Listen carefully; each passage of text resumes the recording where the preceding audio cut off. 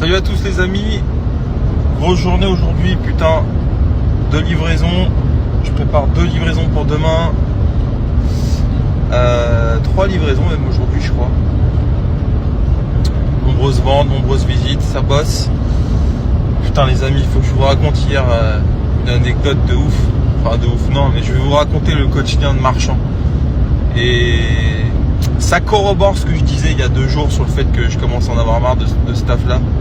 Mais bon, tu connais, on va s'accrocher, on va aller au bout. J'aime bien aller au bout des choses. Tu vois, moi je pense que une partie de la réussite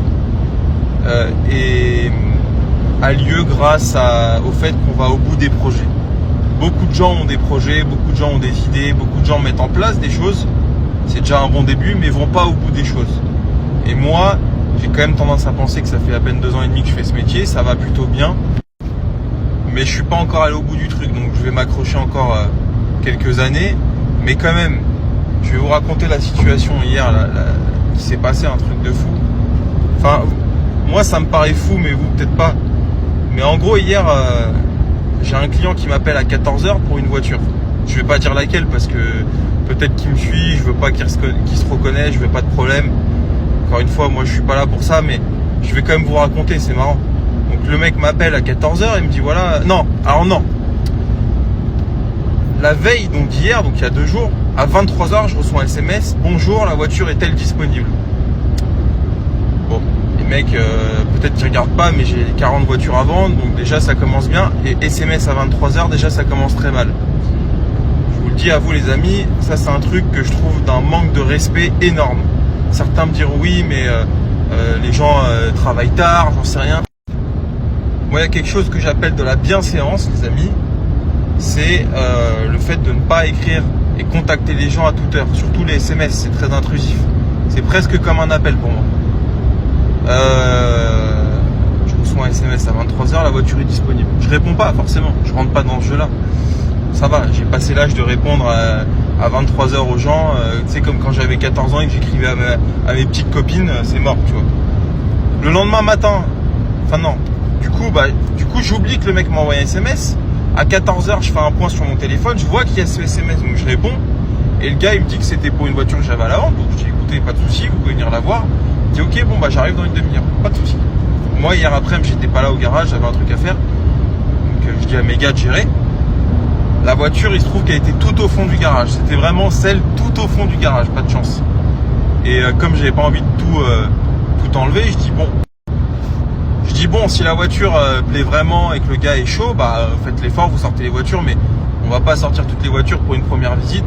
Le gars, en plus, la voiture, elle est pas trop serrée, il peut faire le tour. Bon, c'est pas mal déjà pour une première visite.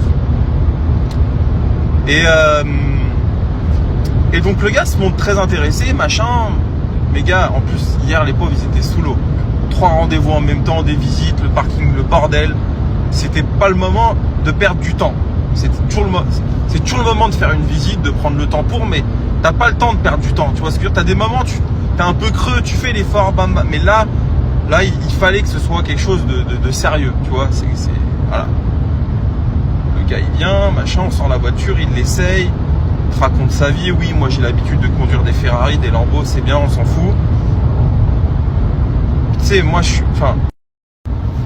faut savoir que moi je vous le dis, alors je sais pas si ça en impressionne plus d'un, mais moi ces choses-là m'impressionnent plus. Je vais te dire, c'est le fait que peut-être je sois plus trop dans ce délire de bagnole. J'adore ça les caisses, mais tu sais à l'époque un mec qui roulait en Ferrari et tout, moi ça me passionnait. Je me disais putain mais comment il fait et tout, Ferrari incroyable et tout. Aujourd'hui le mec il peut me dire qu'il a une Veyron, je m'en fous. Je crois que ça m'intéresse vraiment plus, tu vois. Je suis devenu vraiment comment dire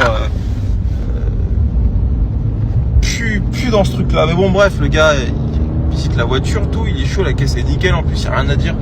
Je viens de faire une révision à 1700 €, enfin vraiment rien à dire. Et puis le gars il en vient à la négo. Normal, c'est normal la négociation, ça fait partie du jeu, même si ça commence quand même à me saouler la négo, parce que quand tu vas faire tes courses chez Intermarché, tu ne demandes pas de négocier le prix. Tu vois ce que je veux dire? Quand tu vas au restaurant et que l'entrecôte c'est 22 €, t'arrives pas à la caisse en disant ouais 20 €, tu me l'as fait à 20 €. Tu vois, je trouve que la négociation ça a un côté quand même moi ça me fatigue la négo. Mais bon, en vrai, ça me fatigue. Mais moi quand j'achète une voiture, je la négocie. Donc, mais bon, c'est différent. Le restaurateur qui achète sa viande chez Aringis, il la négocie sa viande. Donc, mais bon, je peux pas en vouloir aux gens qui négocient. Ça fait partie du jeu. Bon, bref. Mais le gars, il m'appelle, il me dit bon, est-ce que le prix est négociable? Alors que pendant 1h30, on a déplacé la voiture, il nous a raconté sa vie, ça a été voilà. Et la caisse est à vendre 30 000 euros. Et il me dit écoute, moi j'ai un budget, c'est 25 000 euros. Et là, le gars, je lui réponds, mais respectueusement, tu vois, je lui réponds monsieur. Pendant 1h30, vous voyez qu'en plus mes gars ils courent partout, les pauvres. Vous me faites une offre à 25 000 euros. C'est pas respectueux. Enfin, mon travail, c'est compliqué, tu vois. J'ai un loyer à payer. Encore une fois, je vais dire un truc, c'est pas pour critiquer, mais je suis pas un auto-entrepreneur, tu vois. Je suis pas là, frérot, à vendre des perles que j'ai achetées sur AliExpress depuis mon salon. Non, j'ai une structure, j'ai des employés. Enfin, j'ai pas des employés, j'ai des choses à payer, j'ai une assurance, j'ai plein de voitures. Enfin, on fait pas ces choses-là, tu vois. Je lui dis au gars, dès le départ, vous m'appelez, vous me dites écoutez, la voiture peut m'intéresser. Il y en a qui font ça et en vrai, ça m'énerve un peu parce que faut être vraiment un clochard pour laisser sa voiture 25 000 euros alors qu'elle en vaut 30. Et 30, vous savez que moi en plus mes prix c'est placé. C'est-à-dire que la voiture, si elle en vaut 30, si moi je la mets à 30, t'en as certains qui seraient capables de la mettre à 35 ou 34. Mais c'est pas grave. Le mec m'appelle, écoutez, je vais aller droit au but. Je vais pas, avant toute chose, avant tout déplacement de ma part, est-ce que 25 000 euros vous seriez éventuellement intéressé? Si je dis oui, le mec il vient et prend le temps. Si je dis non, fin de l'histoire. Ça m'a pris 2 secondes. Le gars, ça l'a pris 2 secondes. Tout le monde gagne son temps. Et je lui explique ça au gars gentiment, tu vois. Et le gars il comprenait pas. Il dit mais attendez, truc c'est négociable. Je dis mais monsieur, non, c'est pas négociable. Mais tu sais, j'avais l'impression que c'était de ma faute. Et donc c'est un peu pris la tête forcément. Le gars est devenu menaçant. Menaçant, hein. Ouais, tu sais pas qui je suis. Moi, si je prends ce RS3, c'est que je veux pas rouler avec le dernier parce que je veux être discret. Tu sais, des trucs, je m'en fous en plus, tu vois, mais... Et c'est le genre de truc qui m'énerve parce que c'est une situation inévitable. Je peux pas rien dire quand le gars, il déplace tout mon garage, il occupe mes gars qui sont sous l'eau, les pauvres, alors que tu fais une offre comme ça, c'est pas respectueux. Et pour que vous compreniez, parce que certains peuvent ne pas comprendre pourquoi je dis ça, je fais toujours des parallèles imagés. C'est comme si demain tu rentres dans une boutique de chaussures. Le gars, tu lui prends. Moi, c'est un truc que je déteste faire. Sachez-le. Quand je rentre quelque part, je sais déjà ce que je veux et je sais que je vais acheter. J'aime pas embêter les gens pour rien. Je l'ai fait une fois, je m'en suis voulu. C'était à Deauville. Je suis rentré chez Vuitton. Et tu sais, il y avait un truc que j'ai toujours voulu, mais je me suis jamais j'ai jamais acheté parce que je trouve ça un peu ridicule. Mettre autant d'argent là-dedans, ça me correspond pas. Vous savez, moi je suis simple. Les fringues, j'en ai rien à foutre. Enfin, j'en ai rien à foutre, j'aime bien être sapé proprement, mais je veux dire, tu me verras jamais avec des trucs Gucci, trucs comme ça. C'est pas du tout mon style et je trouve que c'est de mauvais goût, très honnêtement. Je suis rentré chez Vuitton et tu sais, je voulais une pochette là, je raconte. Attendez, j'en profite les amis, là il y a un bolide là. Il y a un bolide, quand c'est bâché comme ça, Cayenne Turbo GT les amis. Ou alors non, c'est les nouveaux Cayenne Turbo S.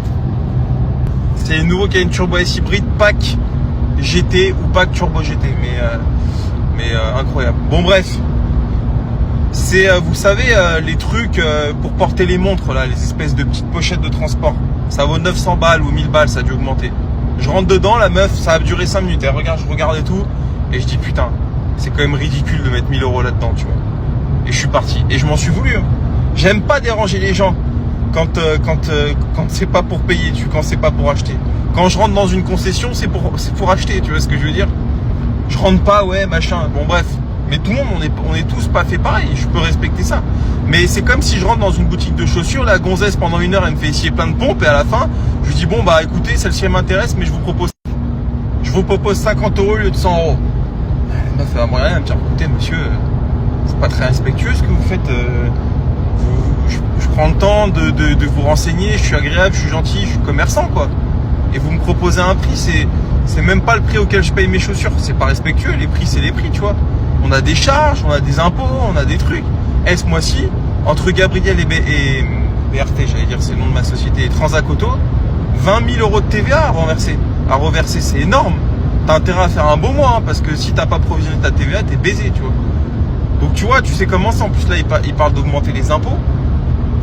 Bon voilà, je passe encore pour le grincheux de service, mais bon bref, à la fin le gars, à la fin, je suis pas un méchant, donc je lui ai dit écoutez, on va pas se prendre la tête, mais parce que le gars il était menaçant, je lui ai dit écoutez, on va pas se prendre la tête, j'ai dit mais comprenez mon raisonnement, c'est pas respectueux, essayez de pas faire ça.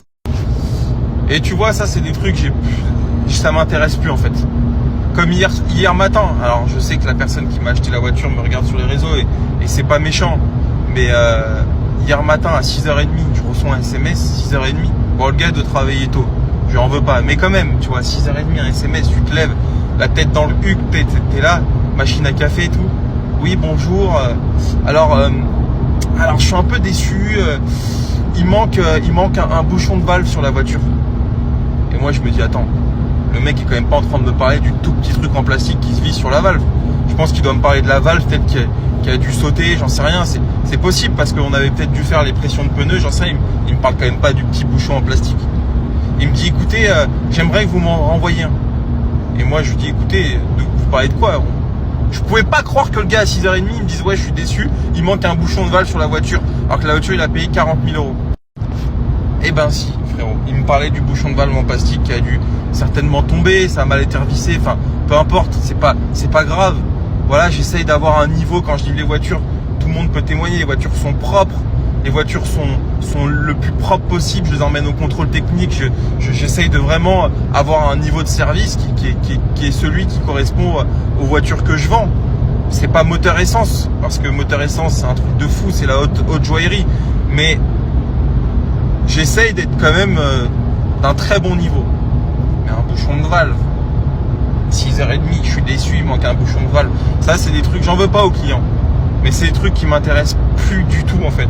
Ça m'intéressait il y a 2 ans quand j'ai commencé, ça m'excitait, j'avais une Mégane RS dans le garage, oh là là, trop cool.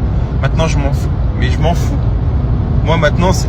Et tu vois, quand on arrive à te saouler de ça, je pense qu'il faut que je prenne un peu de distance. Donc voilà, mais c'est vrai que ces anecdotes, c'est compliqué. C'est compliqué, mais bon, voilà, c'est dans tout métier, il y a des trucs comme ça, mais bon, j'essaye d'être dans une proportion où 95%, 90% des choses que je fais me passionnent, et 10%, bon bah c'est un peu de trucs chiants, mais c'est pas grave, c'est comme ça, et dans tous les métiers, même un mec, même un footballeur professionnel qui vit de sa passion, bah, peut-être qu'il y a des entraînements qu'il aime moins, etc. Mais ça reste quand même une passion, tu vois. Bon, voilà. Moi, là, le pourcentage de choses qui m'intéressent commence à diminuer. Et le pourcentage de choses qui me fait chier commence à monter un peu. Donc c'est pour ça qu'il faut pas que, tu vois,